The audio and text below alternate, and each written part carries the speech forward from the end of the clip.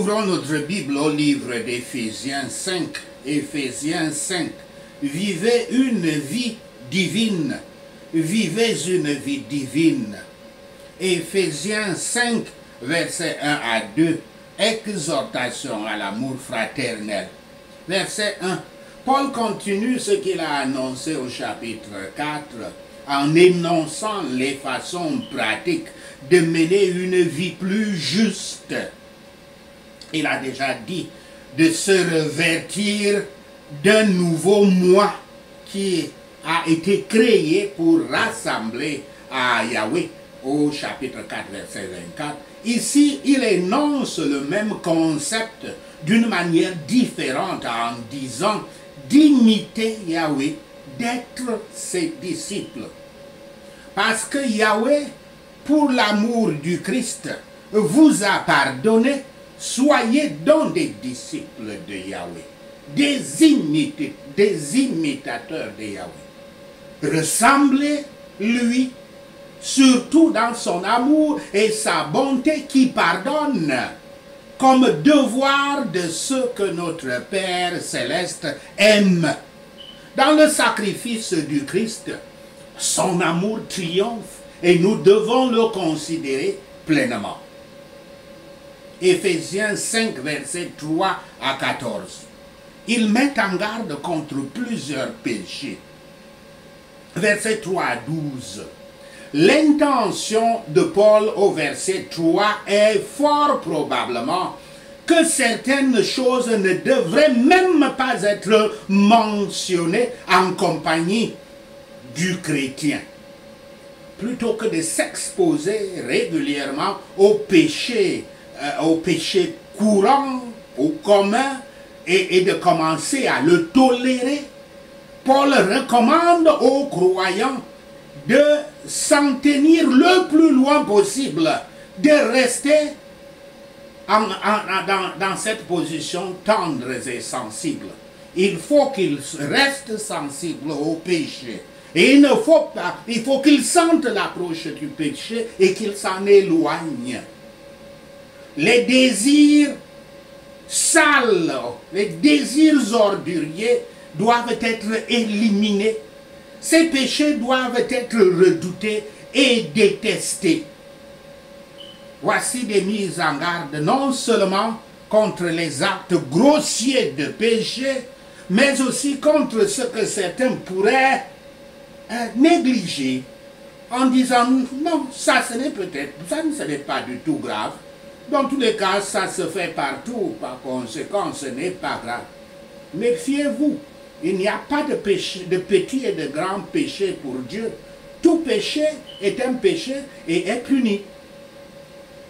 Mais ces choses sont si loin d'être rentables en négligeant dans le péché, ou croyant comme ce n'était pas une chose grave. Ces choses sont loin d'être, tellement loin d'être rentables qu'elles polluent et empoisonnent les auditeurs. Surtout en ce qui concerne les péchés verbaux, les langages orduriers. Notre bonne humeur devrait se manifester comme c'est le devoir des disciples du Christ, dans ce qui peut ce qui peut tendre à la gloire de Yahweh. C'est ce qui devrait sortir de nos bouches. Un homme cupide fait de son argent un dieu. C'est un idolâtre. Un adepte, un disciple du dieu Mammon, le dieu de l'argent. Il place dans les biens du monde cet espoir, cette confiance et cette joie qui ne devrait être placée qu'en Yahweh. Ceux qui se permettent, que ce soit dans les convoitises de la chair ou dans l'amour du monde, ceux qui se permettent dans ces choses n'appartiennent pas au royaume de la grâce et ne parviendront pas non plus au royaume de la gloire, qui est le royaume de Dieu Yahweh. Lorsque les plus vils transgresseurs se répandent et croient en l'évangile, ils deviennent des enfants de l'obéissance. de qui la colère de Yahweh est détournée. N'osons donc pas sous-estimer ce qui dissipe la colère de Yahweh. Les pécheurs comme les personnes, comme des personnes dans le noir, vont là où ils ne savent pas et font ce qu'ils ne connaissent pas. Mais la grâce de Yahweh a façonné un changement puissant dans les âmes de beaucoup. Marcher comme des enfants de la lumière, les enfants de lumière, comme ayant la connaissance et la sainteté.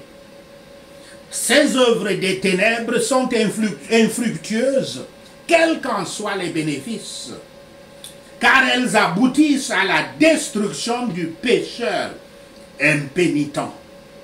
Il y a beaucoup de façons d'encourager ou de prendre part au péché d'autrui, par l'éloge, le conseil, le consentement ou la dissimulation.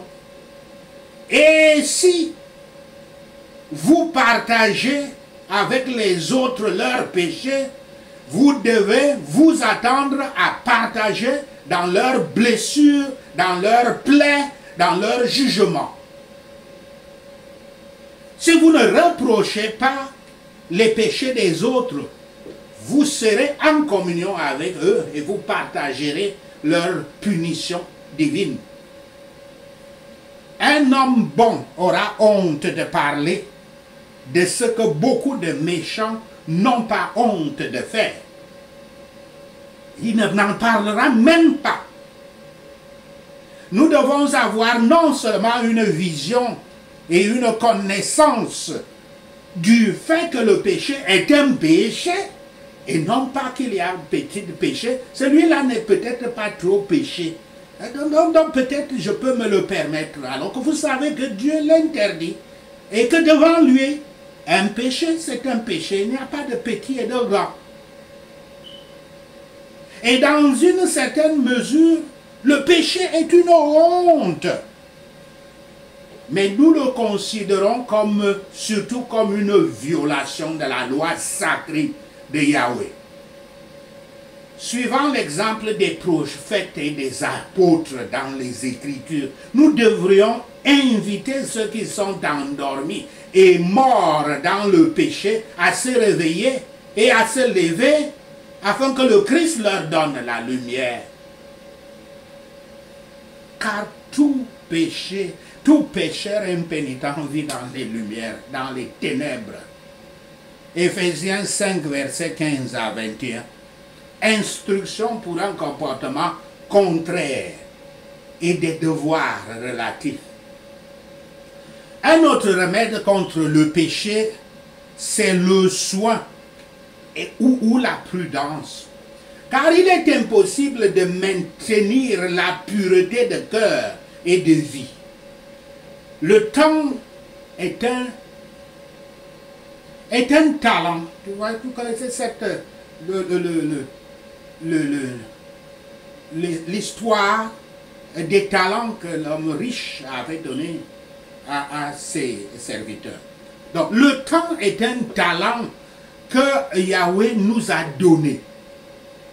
Il est mal utilisé et perdu s'il n'est pas employé conformément à sa conception, la conception du talent. Si nous avons perdu notre temps aujourd'hui, nous devons redoubler de diligence pour l'avenir. De ce temps que des milliers de personnes sur un lit de mort, voudraient volontiers racheter au prix, même s'ils devaient donner tout, y compris le monde entier. Combien peu de gens parmi nous en pensent et à quelle bagatelle sacrifient-ils ce temps tous les jours? Les gens sont très enclins à se plaindre des mauvais moments. Il est bon que cela les incite davantage à racheter le temps. Ne soyez pas imprudents. L'ignorance de notre devoir et la négligence de notre âme témoignent de la plus grande folie. L'ivresse ou la recherche des sensations est un péché qui ne va jamais seul, mais entraîne les gens dans d'autres mots. C'est un péché très irritant pour Yahweh. L'ivrogne ou le drogué offre à sa famille et au monde le triste spectacle d'un pécheur endurci au-delà de ce qui est courant et ce qui comme ceux qui se hâtent dans leur perte. Quand nous sommes affligés ou fatigués, ne cherchons pas à élever notre esprit, notre âme, faut-il le dire, par une boisson forte ou une drogue qui est source de haine et de blessures et qui ne fait que rendre les sentiments plus douloureux, contrairement à ce qu'on croit. Mais, par une fervente prière, cherchons à être remplis du Saint-Esprit et à éviter tout ce qui peut affliger notre réconfortant consolateur, à savoir le Saint-Esprit.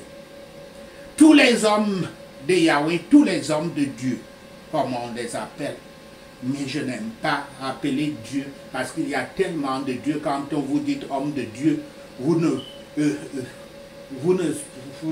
si vous ne dites pas de quel Dieu vous parlez, vous pouvez être en train de vénérer des démons sans le savoir. Donc tous les hommes de Yahweh ont des raisons de chanter de joie.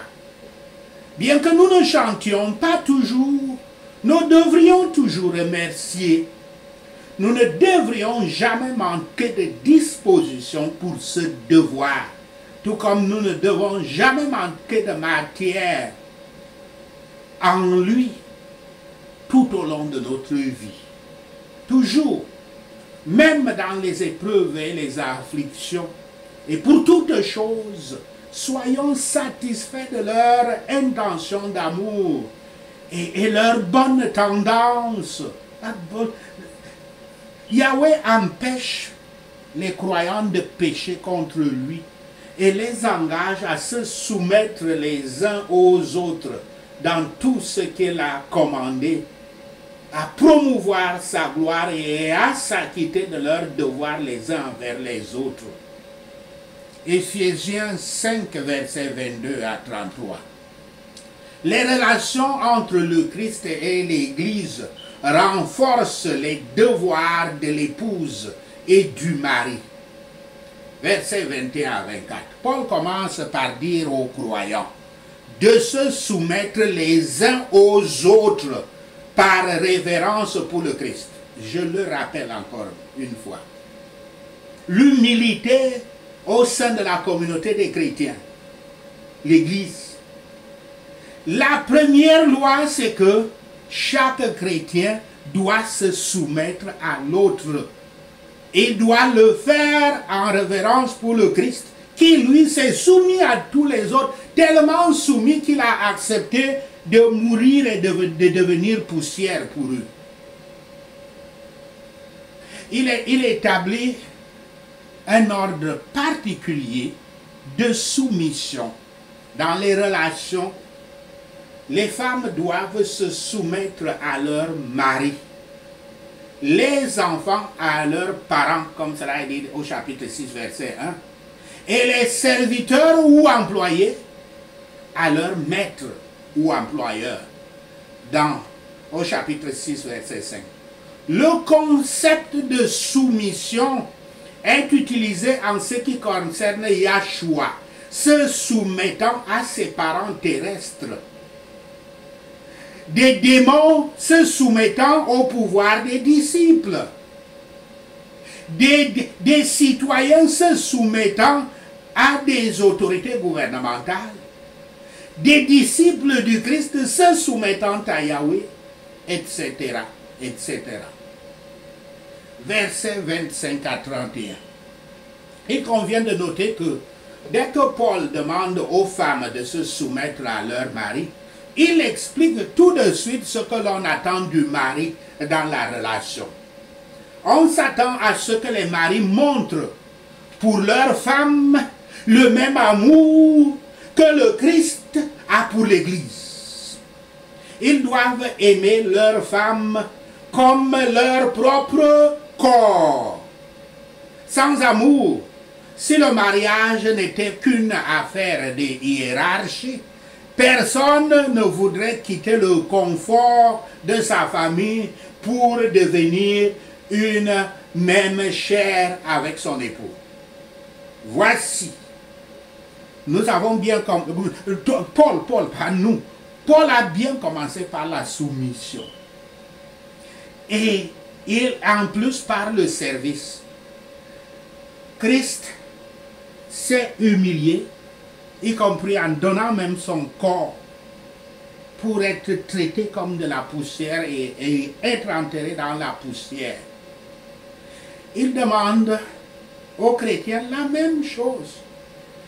Et c'est de là où il part, c'est à partir de cette humilité qu'il y a l'amour dont parle le Christ. Ce n'est pas l'amour des émotions, ce n'est pas l'amour de la chair. L'amour du Christ commande-se par cette humilité et maintenant est manifesté par la compassion, par la charité, par le service, comme lui-même il servait tout le monde. C'est ça son amour.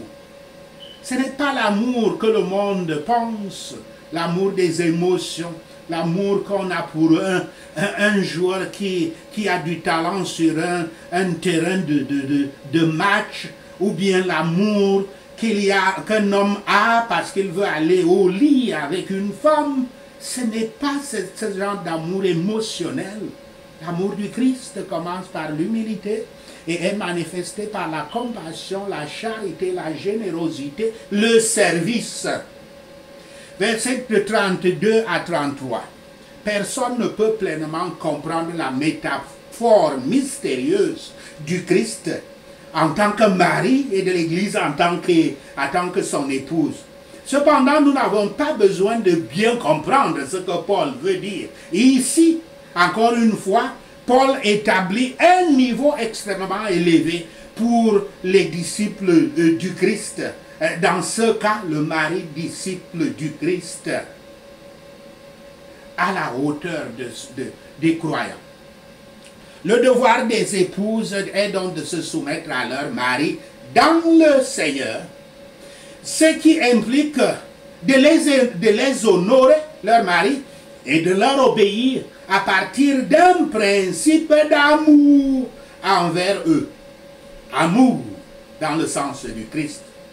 Le devoir des maris est d'aimer leurs femmes. L'amour du Christ pour l'Église est un exemple sincère, pur et constant, malgré ces échecs possibles que vous pourrez rencontrer.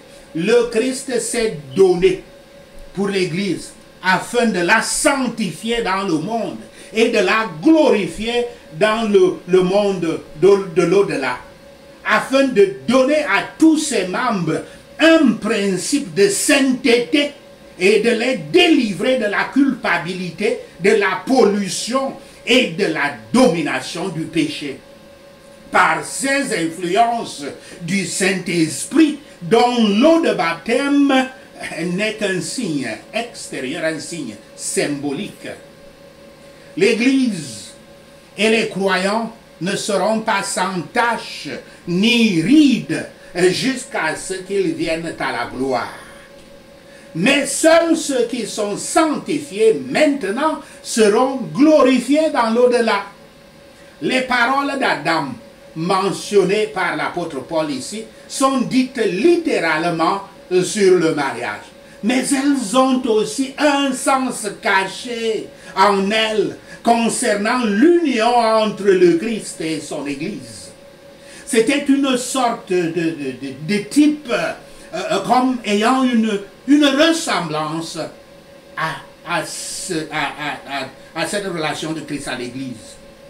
Il y aura des défauts, et des défauts de deux côtés dans l'état actuel de la nature humaine, mais cela ne modifie pas la relation de mariage. Tous les devoirs du mariage sont inclus dans l'unité et dans l'amour. Et tandis que nous adorons et nous réjouissons de l'amour condescendant du Christ, que les maris et les femmes apprennent leurs devoirs les uns envers les autres. Qu'ils sachent surtout ce que c'est que l'amour. Le véritable amour, c'est l'amour du Christ.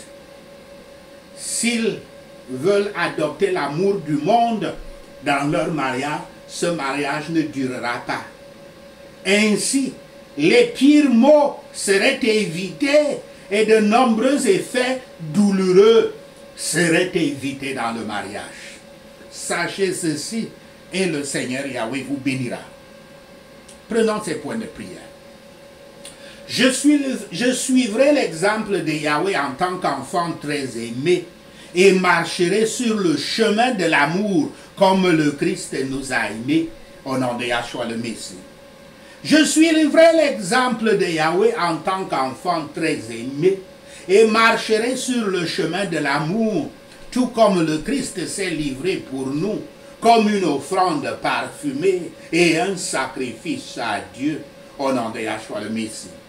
Je prie pour qu'il n'y ait parmi nous pas même le moindre soupçon d'immoralité sexuelle, d'impureté ou de cupidité, parce qu'elles sont inappropriées pour le peuple saint de Yahweh, au nom de Yahshua le Messie. Il ne devrait pas non plus y avoir d'obscénité, de discours idiots et de plaisanteries grossières qui sont déplacées, mais plutôt des actions de grâce au nom de Yahshua le Messie. Nous pouvons en être certains. Aucune personne immorale, impure ou cupide ou idolâtre n'héritera, ne possédera d'héritage dans le royaume du Messie et de Yahweh au nom de Yahshua le Messie.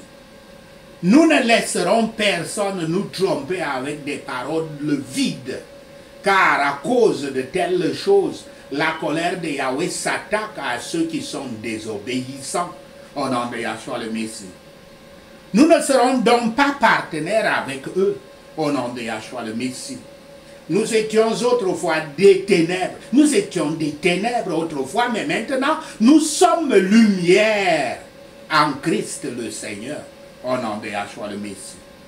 Nous vivons comme des enfants de lumière, car le fruit de la lumière consiste en toute bonté, justice et vérité, au nom de Yahshua le Messie. Nous découvrirons ce qui plaît au Christ le Seigneur, au nom de Yahshua le Messie. Je ferai en sorte de ne rien avoir à faire avec les actes infructueux des ténèbres, mais plutôt de les exposer au nom de Yahshua le Messie. Il est honteux même de mentionner en secret ce que font les désobéissants au nom de Yahshua le Messie. Mais tout ce qui est exposé à la lumière devient visible, et tout ce qui est illuminé devient une lumière au nom de Yahshua le Messie. C'est pourquoi il est dit, réveillez-vous, dormez-vous, ressuscitez-vous, et le Christ brillera sur vous au nom de Yahshua le Messie. Je ferai très attention à la façon dont je vivrai, non pas aussi mal avisé, mais aussi sage, profitant au maximum de chaque occasion, car les jours sont mauvais, au nom de Yahshua le Messie. Par conséquent, je ne serai pas stupide, mais comprendrai quelle est la volonté du Seigneur, au nom de Yahshua le Messie. Je ne vais pas me saouler ou me droguer, ce qui conduit à la débauche, au nom de Yahshua le Messie. Au lieu de cela, nous serons remplis du Saint-Esprit, en nous parlant avec des psaumes, des hymnes et des chants du Saint-Esprit, au nom de Yahshua le Messie. Nous chanterons et ferons de la musique de notre cœur au Seigneur en rendant toujours grâce au Père pour tout, au nom de Yahshua le Messie. Dans ma maison de disciples du Christ, nous nous soumettrons les uns aux autres par respect pour le Christ, au nom de Yahshua le Messie. La femme se soumettra à son mari comme nous le faisons au Seigneur, au nom de Yahshua le Messie. Car le mari est la tête de la femme, comme le Christ est le chef de l'Église, son corps dont il est le sauveur, au nom de Yahshua le Messie. De même que l'Église se soumet au Christ, la femme aussi doit se soumettre à son mari en toutes choses, au nom de Yahshua.